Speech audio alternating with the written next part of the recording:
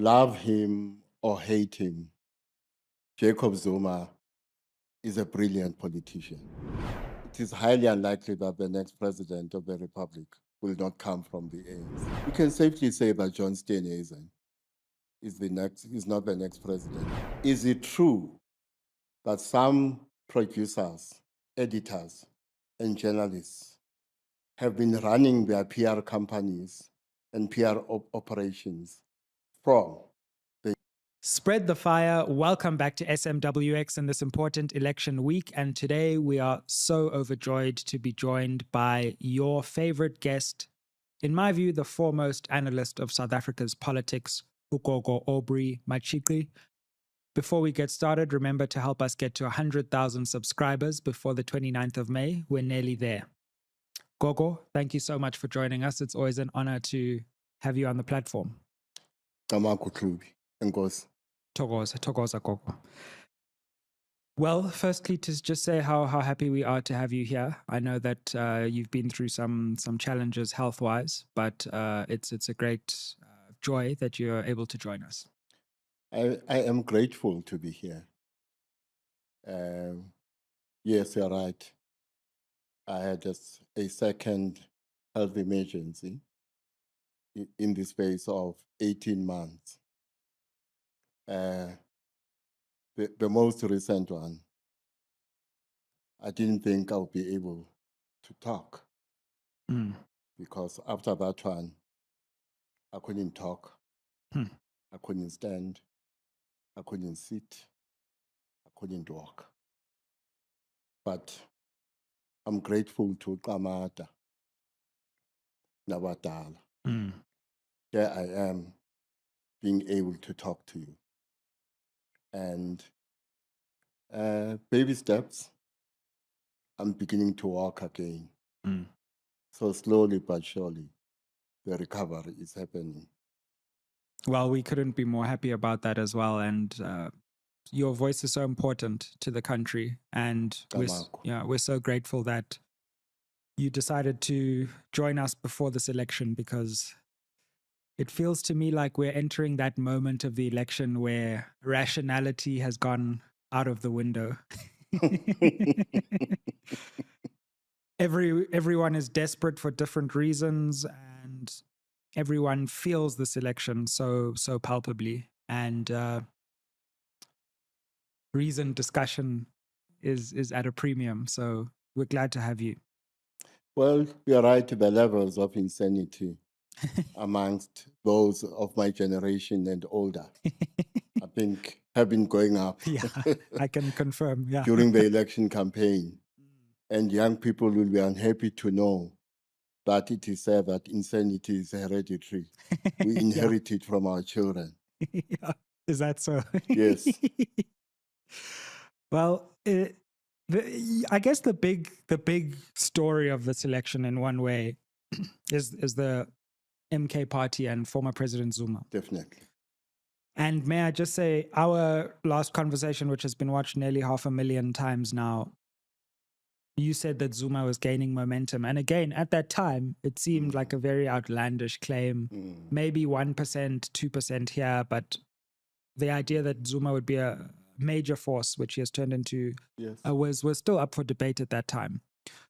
How do you assess and analyze former President Zuma and MK's role in this election? You're right. MK, I think, is the biggest story of this election. Love him or hate him, Jacob Zuma is a brilliant politician. And once again, with what he has done with MK, he has shown how brilliant he is.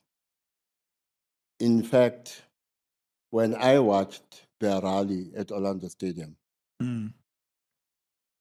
on several occasions during that rally, I had goosebumps. Because I thought, those who teach politics have been getting a lot of content from Jacob Zuma and MK and what he has done with MK. For me, What is interesting is this. What he has done is to create a formation to which the struggle heritage, which the ANC was the sole custodian of, has now relocated to. So there is a contest about where the struggle heritage or the revolutionary heritage should reside. Is it the ANC or is it in MK?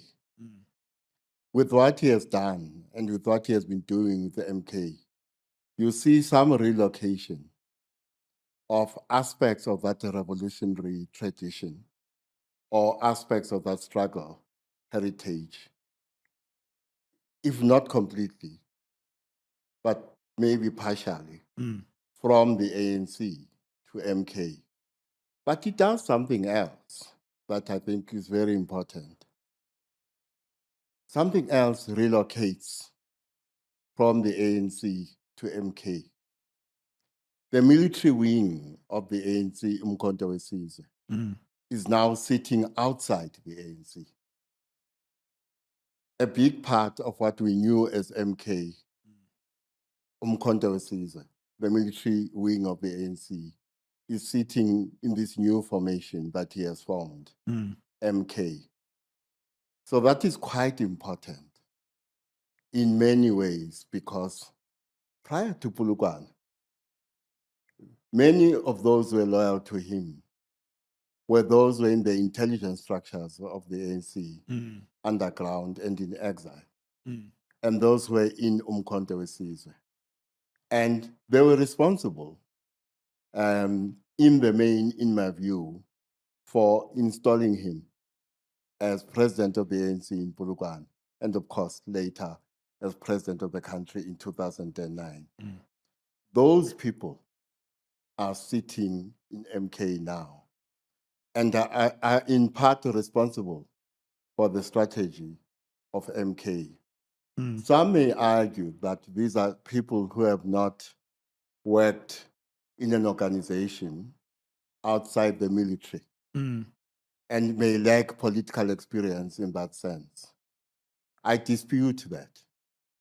I think they come into this new formation with a lot of political experience, even if it is not organizational experience. You can do a lot with political experience, and I think they've done a lot if you look at where MK is today. And if you look at the support they've been able to lend strategically to Jacob Zuma as their leader. What do you think accounts for the MK's success? Because I think a lot of people haven't, and by success, I just mean ability to attract a serious amount of electoral support in a very short period of time. COPE had much longer, even though it was just before the election. The EFF had much longer, but MK has only been in existence for 6 months.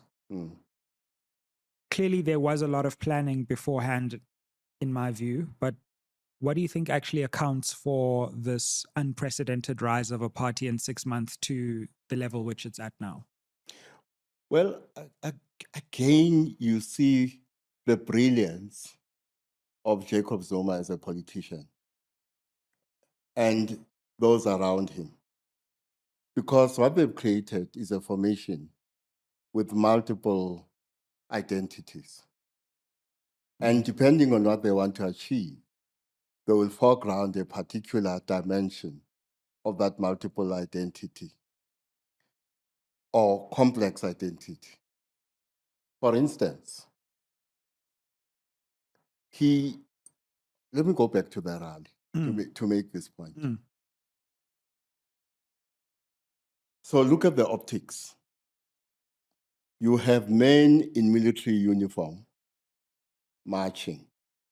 And then you have Amabuto doing the formations of Amabuto.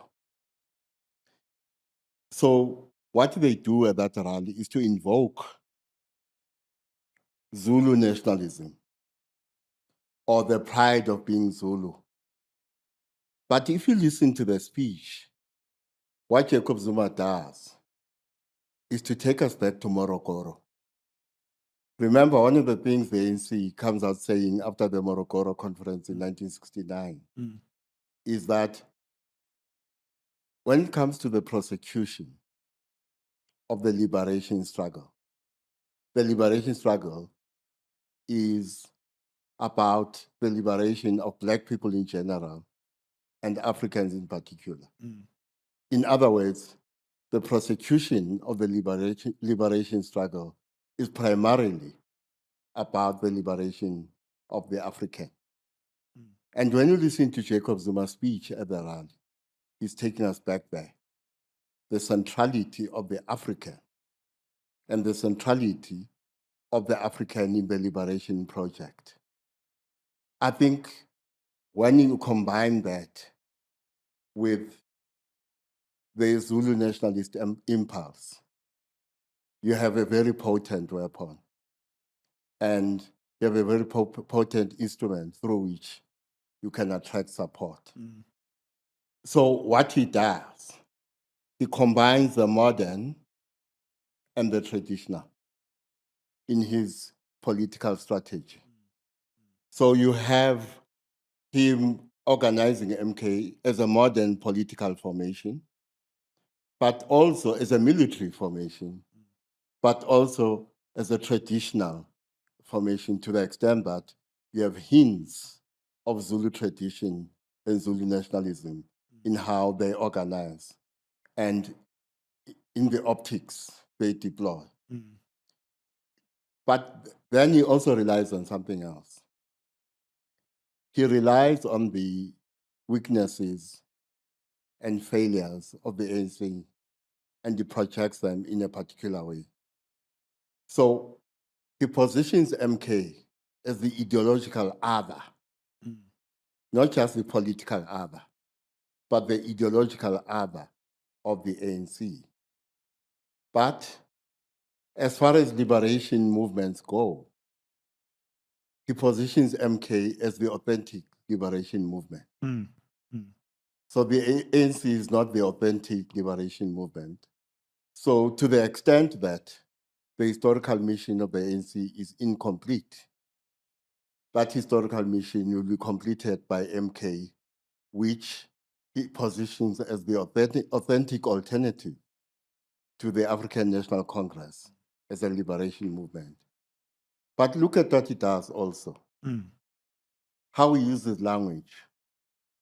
His reliance on the Zulu language is attractive not only to those who speak Zulu, but to anyone who speaks an African language, because that lends another level of authenticity to what MK is.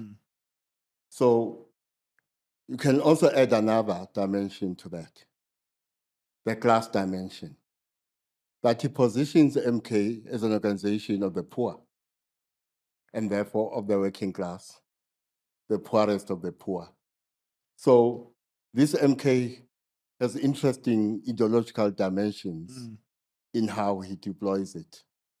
And overall, of course, he deploys MK as something that exists in contradistinction to the ANC.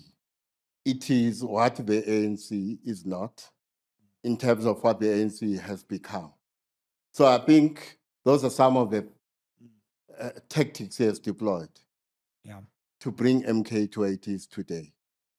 What did you make of the Constitutional Court judgment and how MK has responded to that judgment, and what significance do you think it will have in this election and maybe beyond? Well, remember where I come from. When it came to sentencing Jacob Zuma to 15 months for contempt of court, remember I aligned myself with the minority judgment, not the majority judgment. So I did not agree with the majority judgment in that matter. At the moment, one of the arguments being posited is that the Constitutional Court was not the court that should have heard this matter. given that it is the same court that sentenced him to 15 months in jail. But of course, the counter-argument has been, but this is the court of last instance. And we must accept that it is what it is. You cannot appeal a judgment of the Constitutional Court. Again, I don't agree. I think you need a certain level of wisdom, according to which you say, when it comes to the Constitutional Court, as the court of final instance, you can skin the finality cat in different ways. So the question is, when it comes to a moment or moments when the Constitutional Court cannot be the court of last instance, how should you skin the finality cat? And in my view is that what should be explored in future is what happens in a scenario where the Constitutional Court cannot be the court of last instance or final instance. Is there another way of skinning this cat? My answer would be, at such moments, we should think of other ways of skinning the finality cat.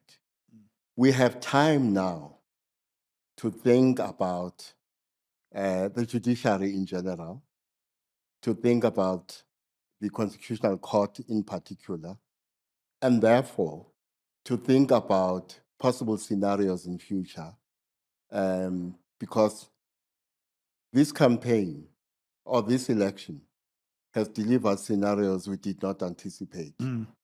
So we must do the work of trying to anticipate what scenarios may eventuate in future, and therefore do a bit more thinking and deeper thinking about our jurisprudence and where it should go. There were some predictions that if the court ruled against Zuma, which it subsequently did, the MK party would potentially incite violence or even activate violence. We haven't seen that. What do you make of that, and what do you make of their response to the judgment? Well, look, I'm not surprised they accepted the judgment, even albeit grudgingly, because they won two big battles against the ANC. These were battles about whether it has stolen the ANC's identity, which could also be a battle about the authenticity of MK. Now, the two big battles they won about the trademark and the name itself, to some extent, constitute a victory as far as which one is authentic. So the ANC goes to court to defend its authenticity. They lose. In my view, they lose more than a court battle. They lose aspects of their identity to MK. And therefore they lose the battle for authenticity. Having won such a big battle, I think MK thought to be injudicious in how they respond. Their lack of wisdom would detract from the battle, big battle they've already won against the ANC. In terms of election scenarios and the prospect that things could go south, what likelihood do you think there is for something to go south in this election? And what kind of scenarios, however likely, do you think would be those scenarios where things could go south?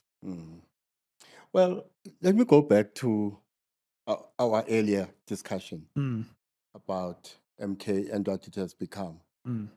over the past 5 months.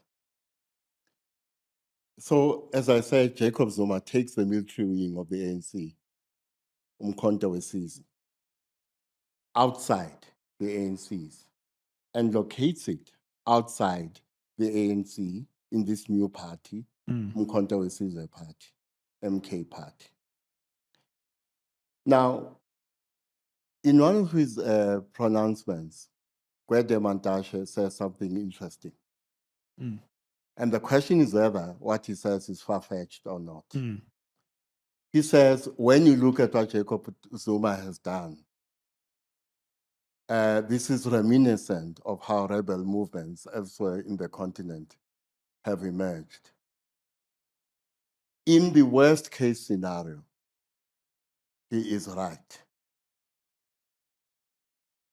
And the question is whether, in part, this is a question you may be asking, in the worst case scenario, do we have a situation where this political party, MK Party, given its roots, having succeeded in relocating Umkhonto weSizwe, the military wing of the ANC, from the ANC to a position outside the MK, outside the ANC, in MK.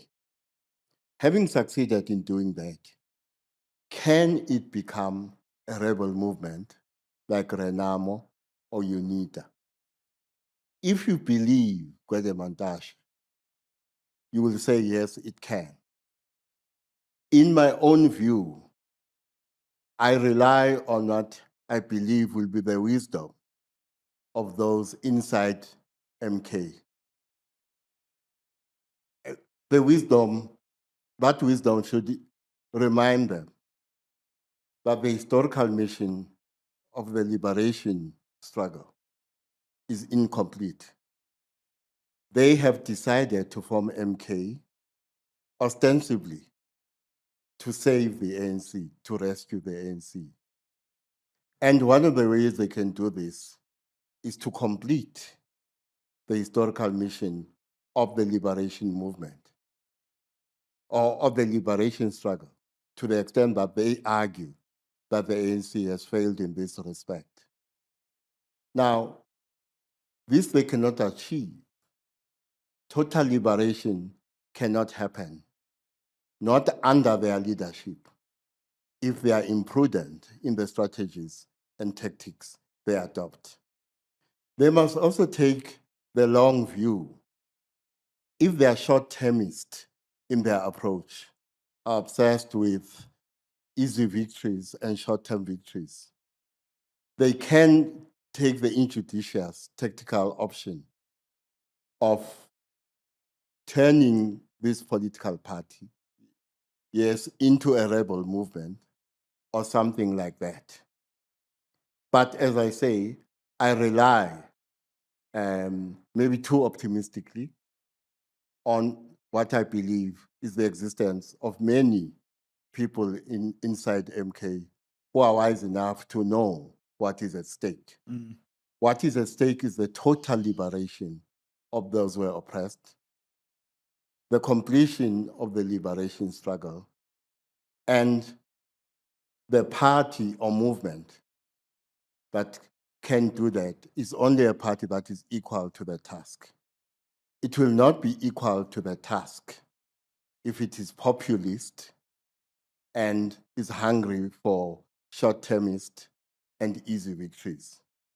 Because if there is a hunger for short-termist populism and easy victories, yes, it can mutate into the kind of movement that can visit upon the country untold instability and misery. So I hope Gwede Mantashe is wrong, and I hope I'm right in thinking there's enough wisdom in MK to avoid that path. Well, one of the interesting things in this election, and I think after this we'll come on to where we see the lay of the land before the results tell us exactly where things are. My sense is that the MK is going to be very happy with the outcome of this election. And so to the extent that they could take things south, which is a whole debate in and of itself, I don't think they are going to be the ones who have the incentive to do that. If anything, although I could be wrong, I think the ANC is going to be the party that's the most disappointed after this election. So it seems strange to me that people are worried about what MK is going to do when, in my view, out of every party in South Africa, MK will probably be the happiest come the 30th of May. But I could be wrong. Well, remember what JZ does before Polokwane. He comes across as one who's very comfortable in his Zulu skin. And those of us who are middle class and who are obsessed with our liberal democratic aesthetic see him as a barbarian who's going to plunge the country into chaos and all of that.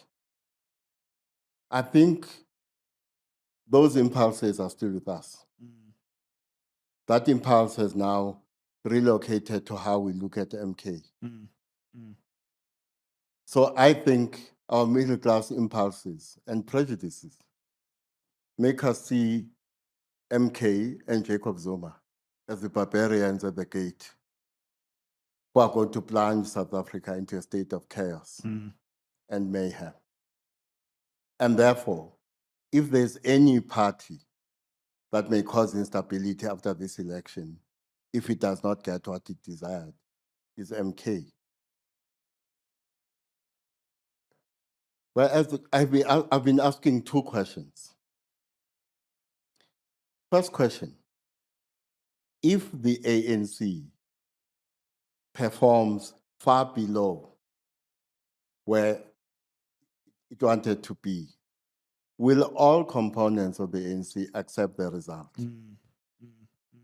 I've also been asking, if MK does not win the level of support it thought it would, do all its components accept the result? If you look at how the campaign is proceeded, we've been very wrong about KZN. There's been the assumption that there'll be violence within that province. Absolutely.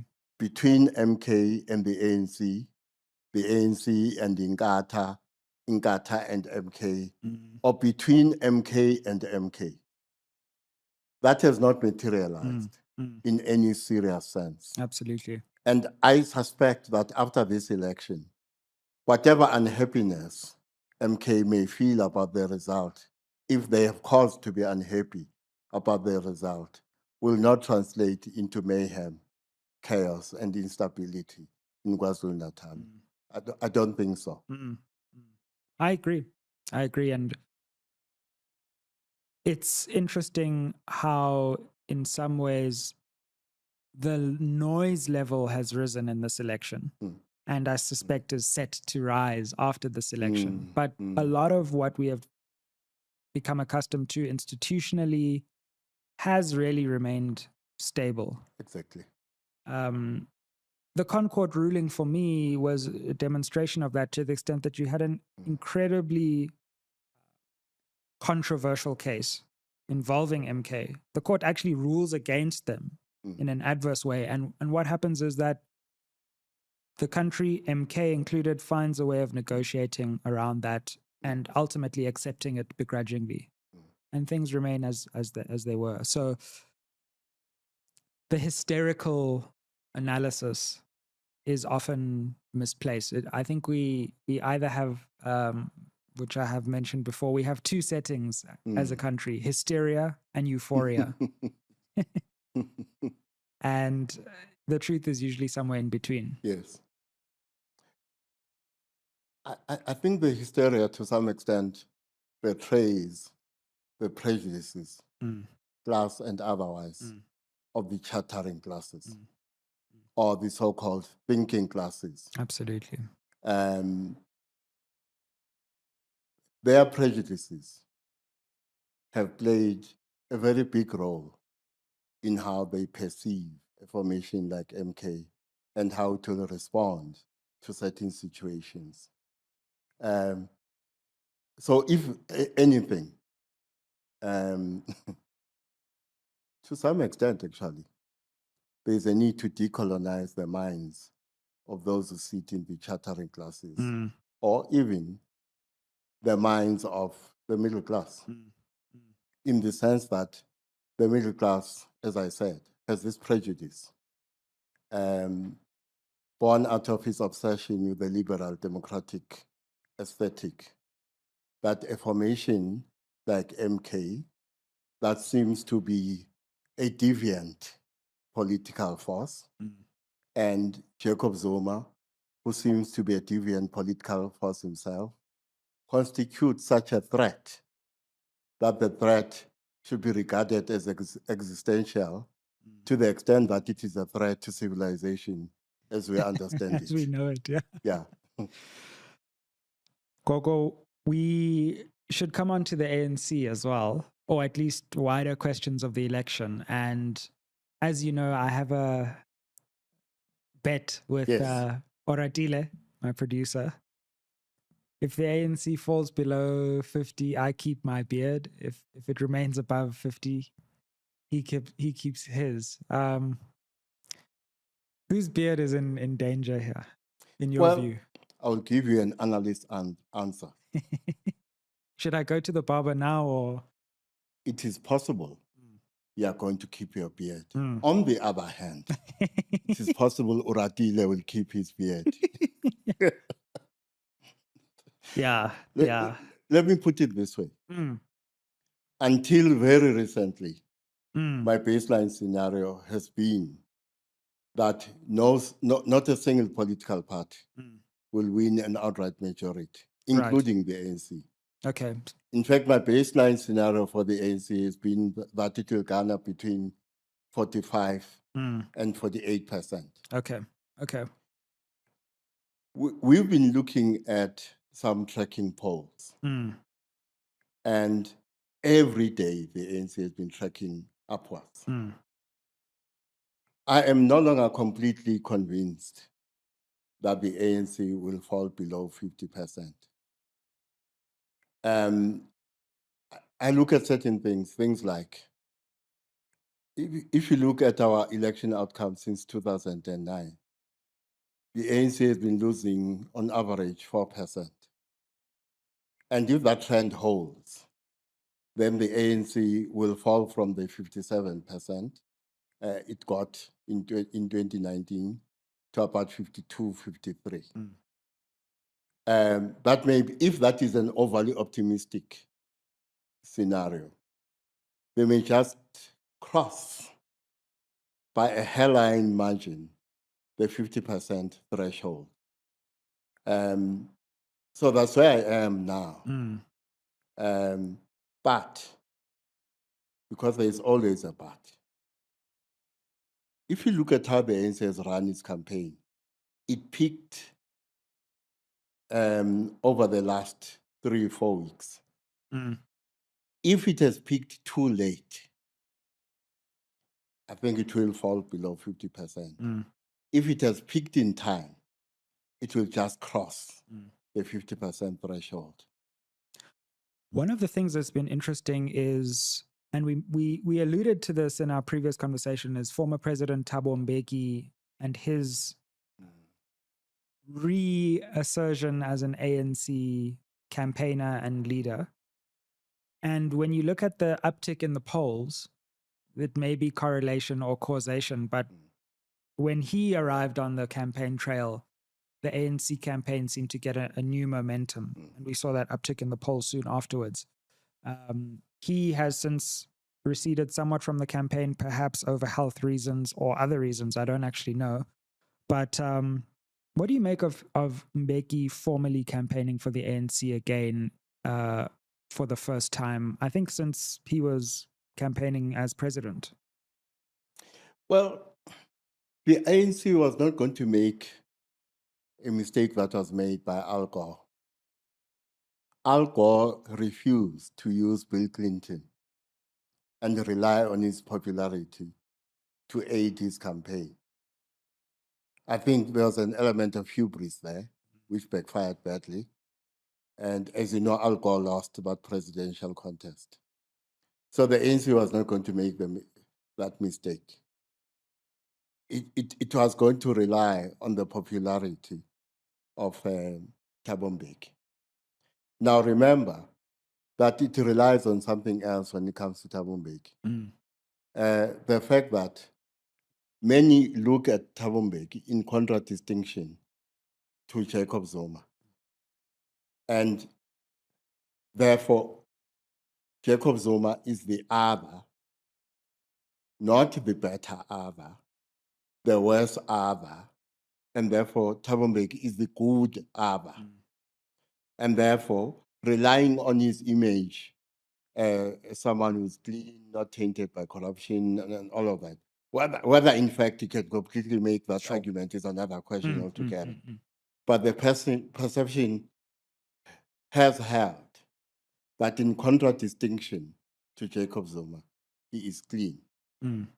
And so you deploy that if you are the ANC. And as a result, we have interesting battles. You have a battle between Jacob Zuma and Thabo Mbeki. And then you have an interesting battle between Thabo Mbeki and Cyril Ramaphosa. Absolutely. So I was not surprised yesterday that the president, on the eve of the election, called a family meeting.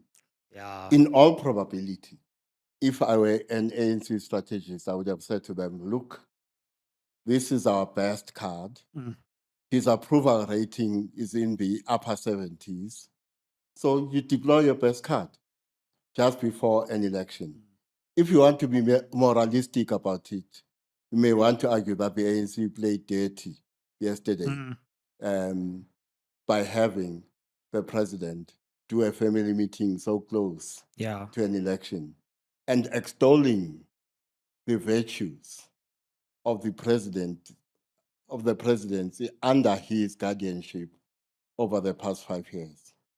Absolutely. I don't think have we ever seen that before an election before? No. Yeah, and I don't can't think remember. we're going to see it anytime soon. Yeah. Yeah. Yeah. I thought that was really taking a very serious liberty by blurring party and state at such a crucial time. Add to that, he all of a sudden finds his pen and is able to sign all these bills just before an election. So yeah, absolutely. Not to mention load shedding has also disappeared. Yes. Yeah. Yes. Yeah. So ANC strategists, for perverse reasons, must be commended for how they played this game. Of course, no self-respecting party will avoid using the advantages of incumbents, which is what happened here. It also signaled an air of desperation to me. I could be, again, wrong, but for the party so close to the election to say, you know what, we need the president to talk to everyone in the nation, signals to me that internally they knew they needed that. And I wonder what messages they're getting internally that made them take such an extreme step. Remember, there is a time when their own internal polling was telling them they could go as low as 41%. And therefore, the ANC going below 45% at the time of making these decisions remained a possibility. So to obviate this, you use whatever you have with regard to the advantages of incumbency. Of course, it is a kind of politics that will make many people take a dim view of what has happened during this campaign. But I suspect any other party would have done the same.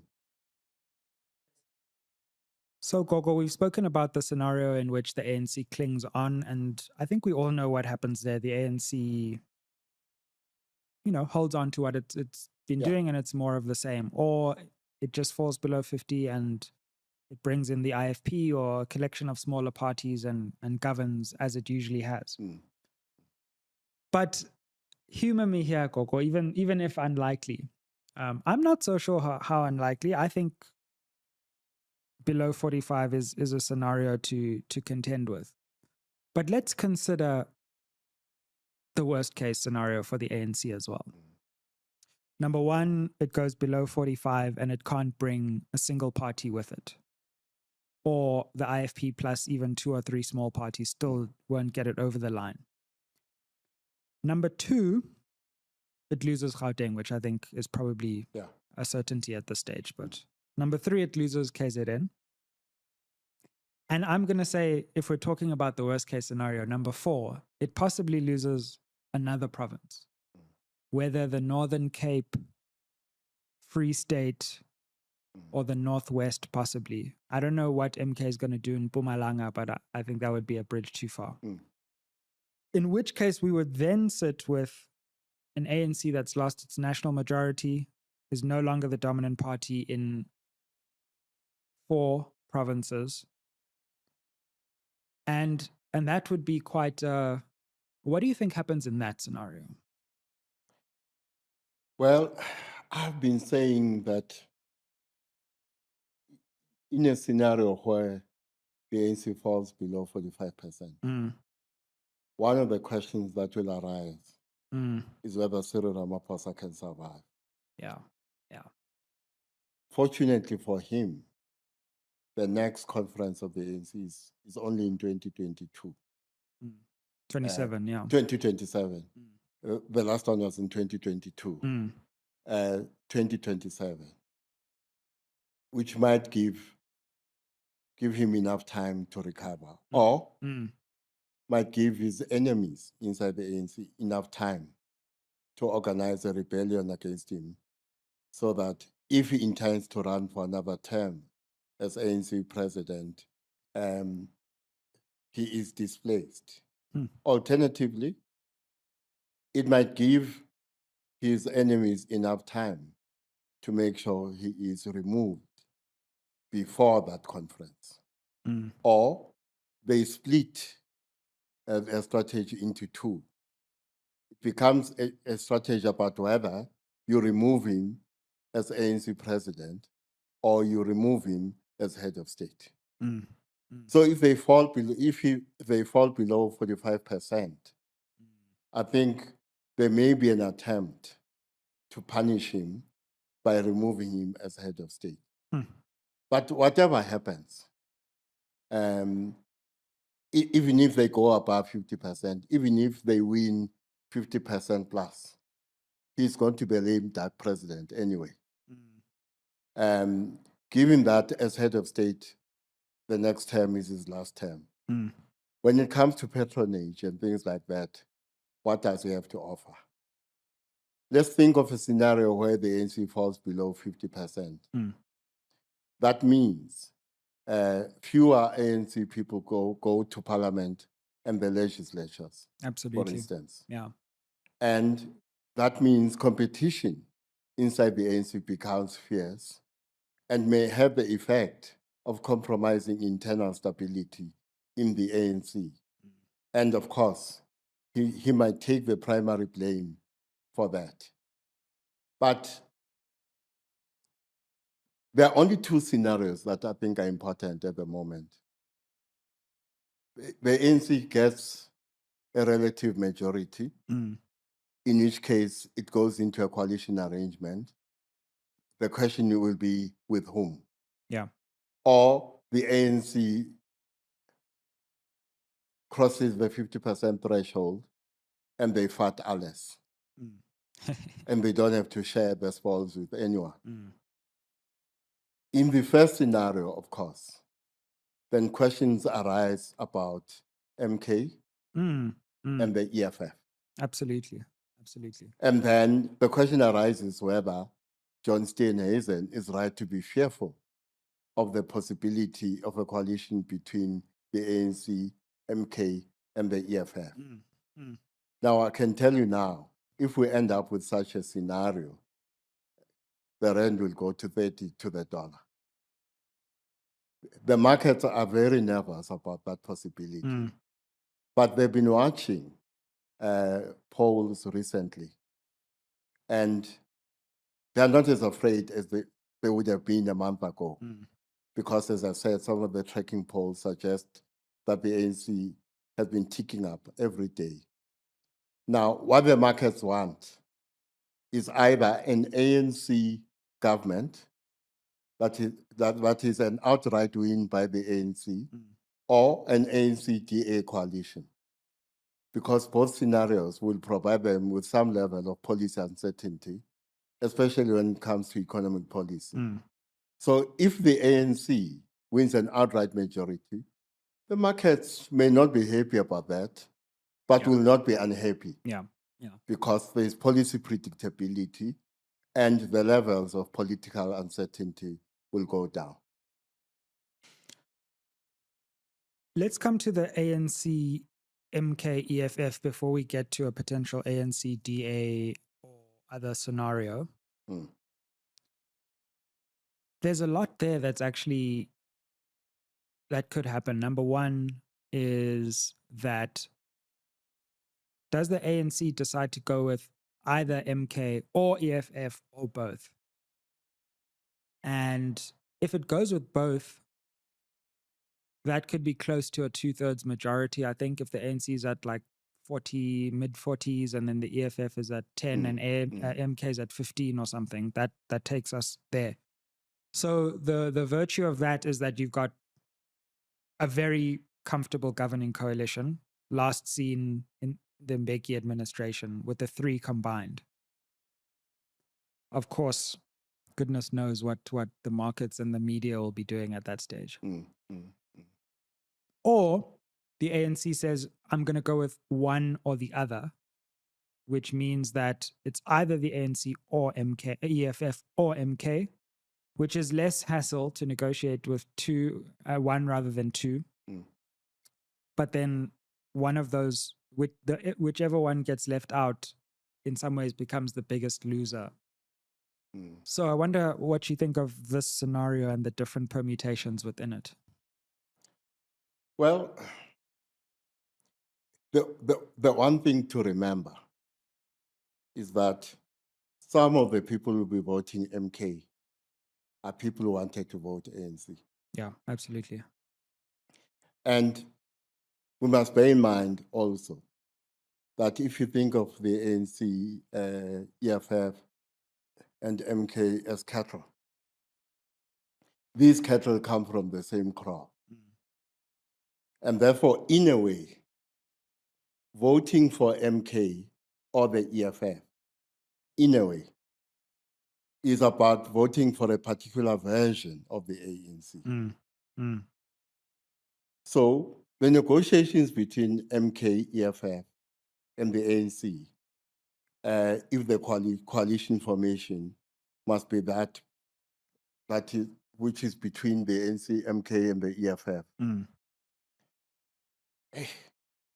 you're looking at a very tough negotiation because there are certain demands made by the different parties that may be deal breakers. For instance, EFF is insistent that Floyd Shivambu should be the next finance minister. Capital and the markets don't want that. The ANC does not want that.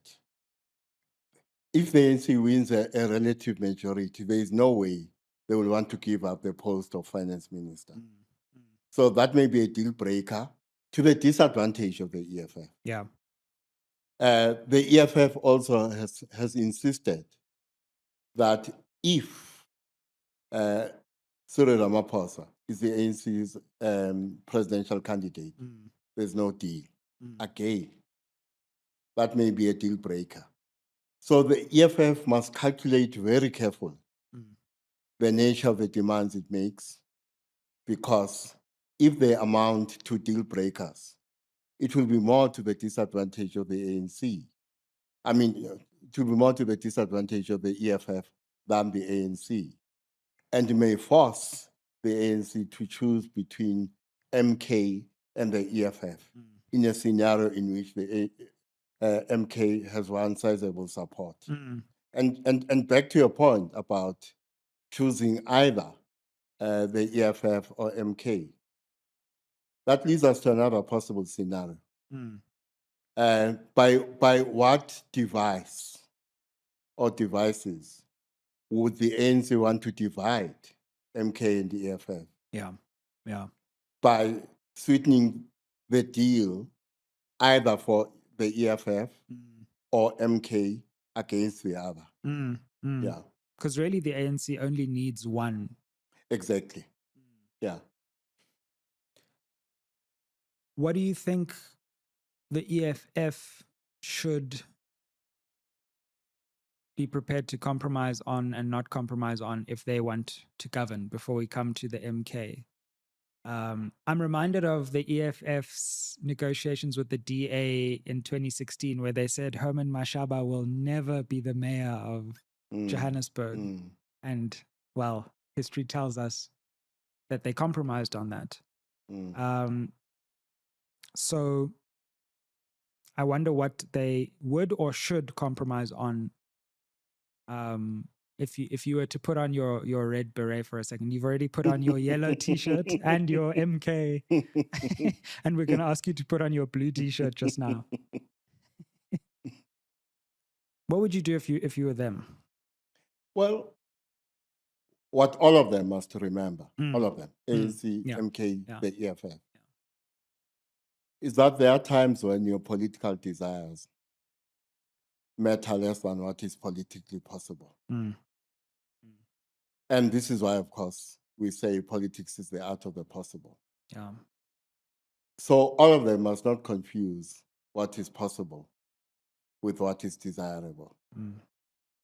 So that would be the first advice I give to all of them and to the EFF. The EFF must not confuse what is desirable with what is possible. Strategically, I think if they push the demand of Lord Shibambu becoming the next finance minister too hard, they may lose more than what they will gain in the coalition negotiations. If I were their strategist, I would advise them to be prepared to compromise on that demand and make demands about what should happen elsewhere. For instance, in Gauteng. They may want to play a gambit such as, okay, we give you finance, will you give us the premiership of Gauteng? Something like that. Or something else in Gauteng and elsewhere, where they might find themselves in coalition negotiations with the ANC. But I do suspect that if they insist too hard on the question of Floyd Shibambu taking up the finance portfolio, they will lose more than they will gain. Yeah. Then there's the question of deputy president as well. They have kind of intimated a Malema deputy presidency. And in fact, they've said, no, well, why not president? So they want Ramaphosa to go and Malema to be deputy. Again, that's going to be a hard sell for the ANC. Before we come to that, I think I've argued in a previous conversation that what may happen in this election, and this is what may drive coalition formation, is that the top three may drop slightly. The ANC, the DA, and the EFF may drop slightly. If this happens, of course, it will impact on what the EFF is able to do or is not able to do. Very true. Because if the EFF drops slightly from what it garnered in 2019, the question they have to ask thereafter is whether that trend will hold into future elections. Mm. If their opponents, such as the ANC, take the view that in their reading, that trend will hold into future elections, then the negotiations will not only be about 2024. The negotiators will be looking at 2029 and what is likely to happen in 2029. If the ANC thinks the EFF will continue to drop after this election, they will take a harder stance on issues when it comes to coalition formation with the EFF. Yeah. The question about MK, a similar question, is what does MK want and what does the ANC want, and could they find each other somewhere in the middle there? I wonder what you think that looks like. Well, what I think MK does not want is Cyril Ramaphosa as president. Like the EFF.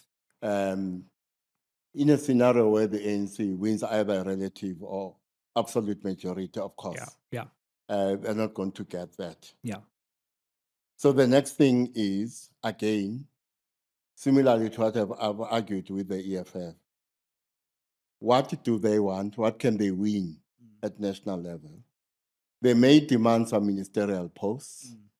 Of course, there are certain posts the ANC will not give up, such as finance and foreign affairs. So they may win some battles when it comes to other ministerial posts. I suspect MK in KwaZulu-Natal and nationally, if they become part of a coalition arrangement, in both cases, they will want to be part of cabinet and therefore to be an important part in government. But the idea that Cyril Ramaphosa will not be president is not a starter. Is a non-starter. Let me put it that way. Outside the national sphere, look, the question may be not only what does MK want, what can MK give in KZN to the ANC if they perform as well as some of us think they will in KZN. Even maybe being the biggest party. Yes. So if they're the biggest party in KZN, the question will be, what does the ANC want?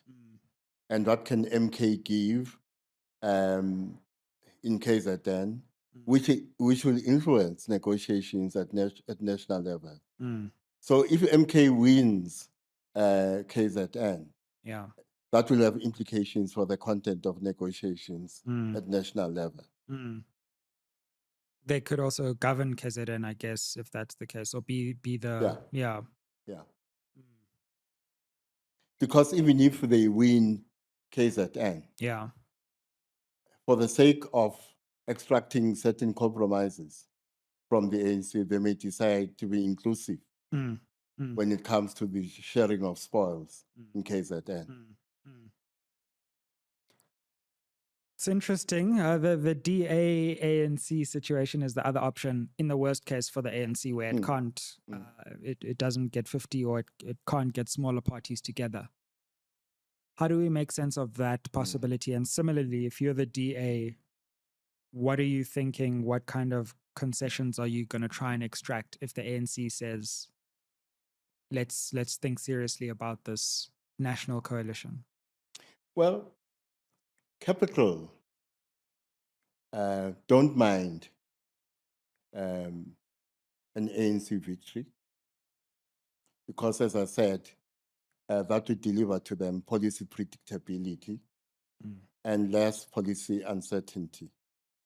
But they would love a DA victory, which is not going to happen. The next thing they would love would be an ANC-DA coalition, because to some extent, the DA and the ANC, when it comes to economic policy, are two sides of the same coin. So Capital would have no problem with the DA-ANC coalition. I just realized that might also be nearly 2/3 as well. If the DA is at 20 and the ANC is at 45 or something. Exactly. But the DA will want to extract certain concessions such as a retreat from NHI, Mm. some kind of retreat from NHI. Mm. They might want to extract concessions as far as the size of the state is concerned. They may want a smaller state. Mm. They may also want to extract concessions with regard to the state be a bit more friendly towards the markets and towards business. But when it comes to foreign policy, Yeah. it will be very difficult for the ANC and the DA to find one another. Yeah. But when it comes to economic policy, I don't think that will be too difficult. As I said, when it comes to economic policy, the DA and the ANC are two sides of the same coin. Yeah, it's sure. It's going to be so interesting if we do get to that scenario of the ANC below 45. I think maybe it's a bit unlikely, but some polls have suggested it could happen. One of the things I wonder is no matter what coalition is formed in this scenario, how much of it is going to be political change versus policy change?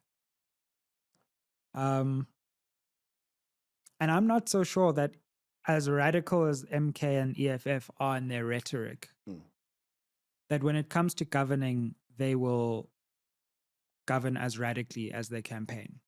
Well, I mean, we've already seen what former President Zuma looks like when he governs, because he's actually done it. Yes. And it was a very moderate platform, in my view, despite what some have suggested.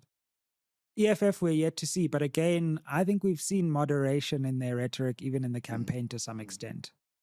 Similarly, the DA won't really be able to extract massive policy concessions. Yes, maybe a bit on NHI here and a bit on affirmative action there, which I think will get major backlash and they'll probably have to retreat from that because.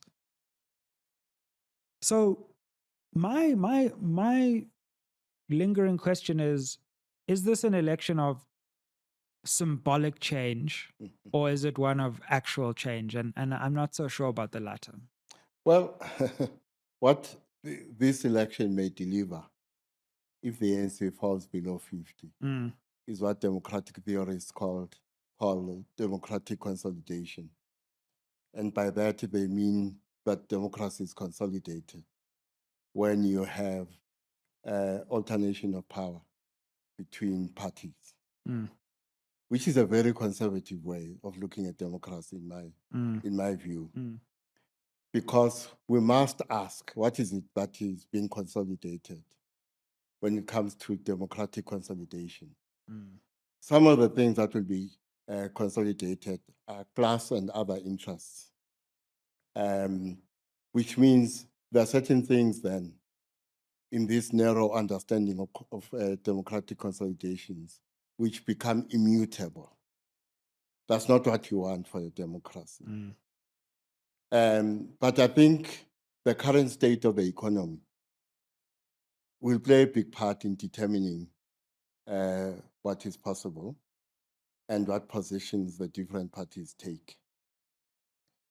For instance, it is my view that whatever the outcome of this election, South Africa remains a neo-apartheid state.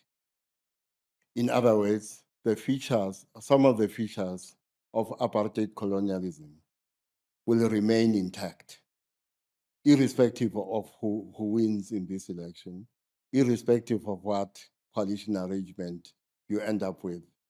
You still end up with a neo-apartheid state. And therefore, the idea that this election is going to deliver fundamental change is false, in my view. And that is why my worry is that if I'm right, that we remain a neo-apartheid state and certain class interests remain intact, and the role of capital as currently configured remains more or less intact. Voters are going to be disappointed.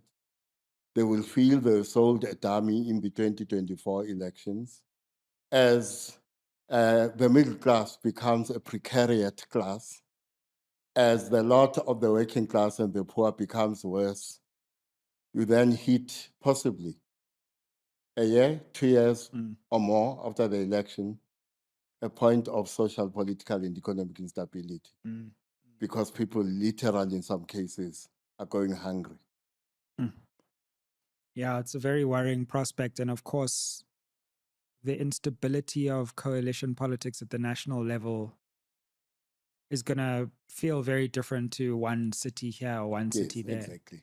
And in many ways, what we talk about is which government will happen after the election. The fact of the matter is that government could be very unstable and could actually fall quite soon after, and we could we could have another government after that. Or the next general election may come sooner than 2029 as a result.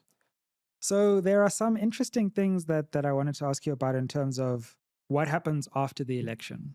Because what we know from the Constitution is that the president, not the cabinet, which the president chooses, but the president has to be elected 14 days Soon. After the election. So we're gonna have a very interesting 2 weeks before June 16th. Yes, it is highly unlikely that Ramaphosa is not the next president of the Republic.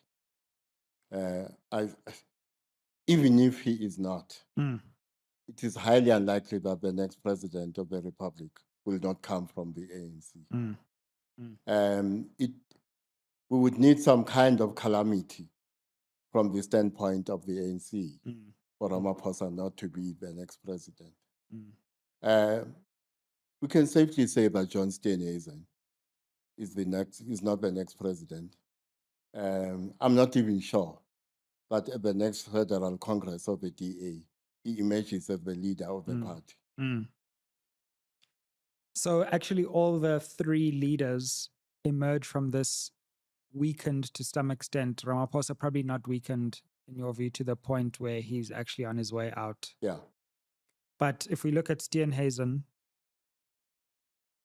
he came to power with Mmusi Maimane dropping electorally. Yes. And the argument was you didn't increase enough, so therefore you must go. Yes.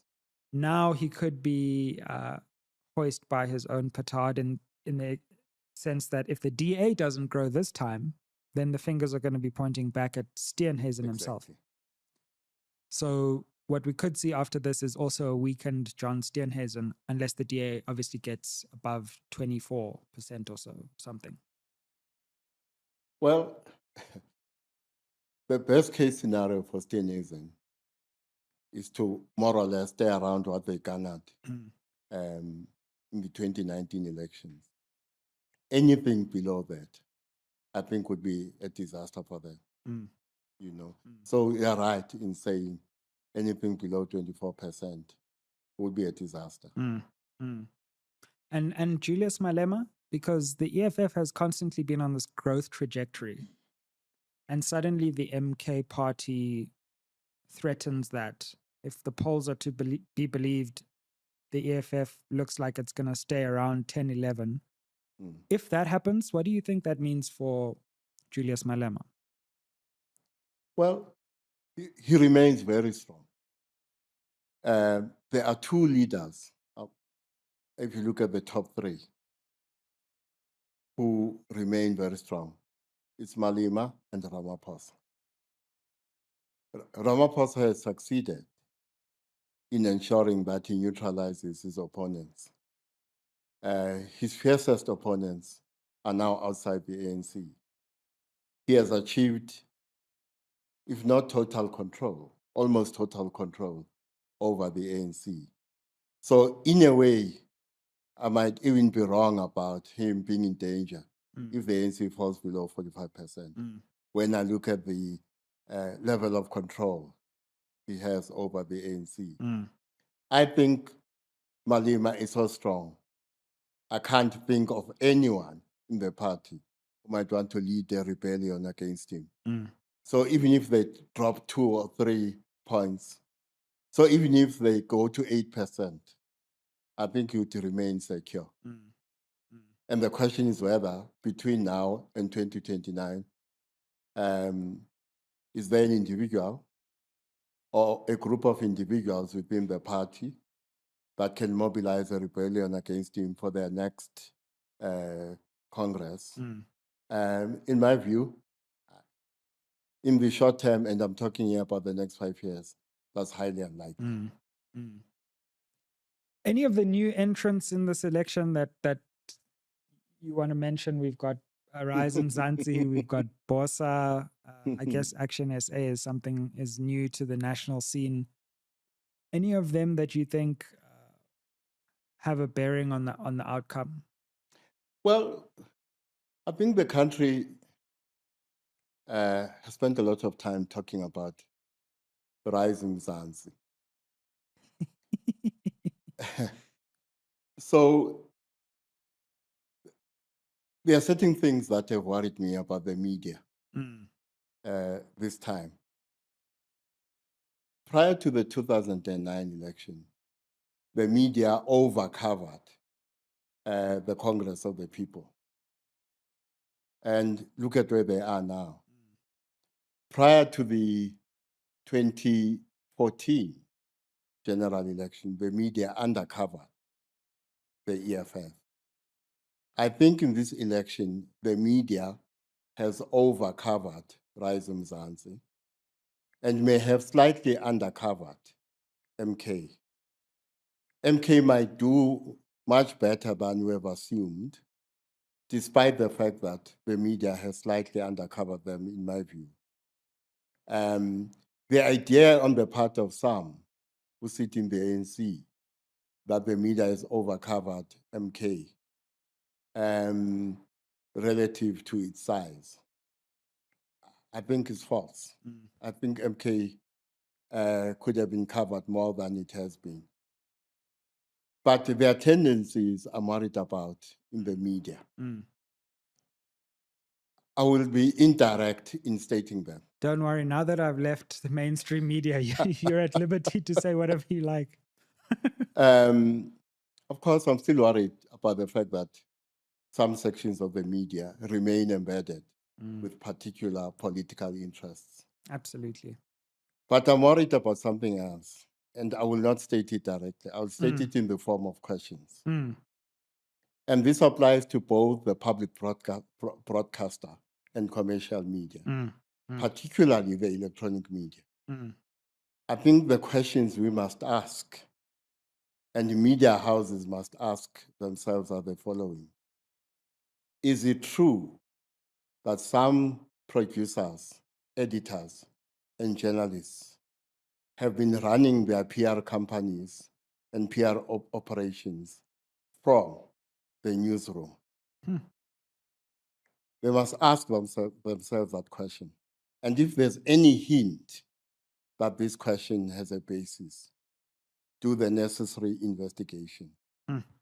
Is it true that payola has migrated from music to current affairs and news?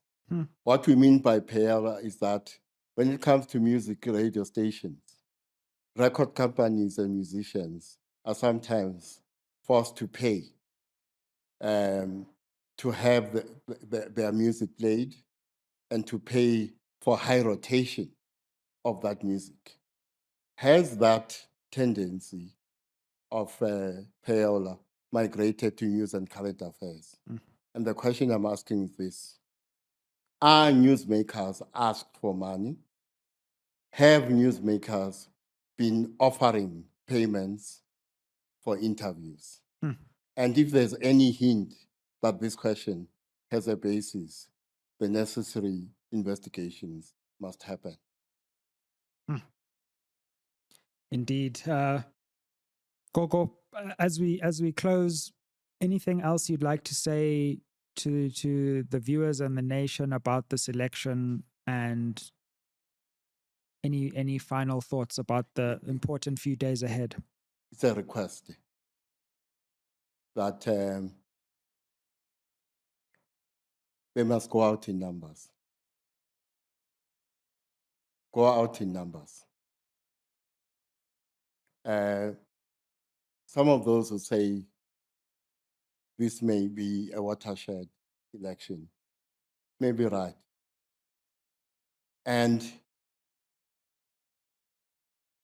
you don't want to miss out on the opportunity to make history.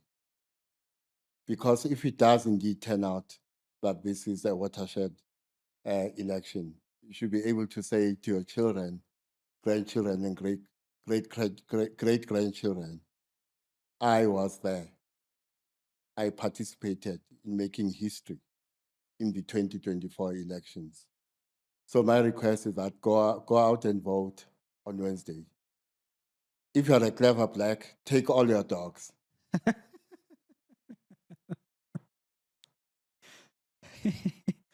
And the new government, whoever it might be and whoever's leading the country at that time, what do you think its priorities should be, and how can it come out of the gates in a way that reassures the nation rather than creates further anxiety? I think the expectation is that whatever government we end up with must put forward a plan for turning around the performance of our economy. Literally, many South Africans are going hungry because of the anemic state of the economy. Now, we must remember that 50% of households in this country depend on some kind of social grant or another. We must also remember that the face of poverty in this country is the face of a woman. More than 60% of households in this country are headed by women. As Bill Clinton said, it's the economy, stupid. So whatever government we get, the first thing is it must attack is the underperformance of our economy. Because as I said, people are literally going hungry. And here I'm also talking about the middle class. There are people who are middle class who are going hungry. Indeed. Well, Gogo, thank you so much for joining us for this conversation just on the eve of this important election. We're really appreciative of your time and thank you for sharing your insights. Tamako, Thomas. The only question is, will we bring our dogs on election day or not? But we'll see. There's a more important question. Will you have a beard after this that election? is very. The viewers will just see me when the results are announced. Either I have a beard or not. I'm not saying anything. I'm not going to do a big reveal. You'll just see whether it's there or not. But I must say, maybe you'll have to join us when someone's beard goes, whoever's it is. So fortunately, I've already taken care of that. Yeah. Thank you for joining us. Spread the fire. Remember to help us to get to 100,000 subscribers. Share this with all your people before the election so that they can have these insights before they go and vote. And stay tuned to SMWX. Comment down below and make sure that you share positive comments that we can share with Ukoko as well, and share the love for Ukoko. Ukoko, engosi kakhulu. Thomas. Thokoza.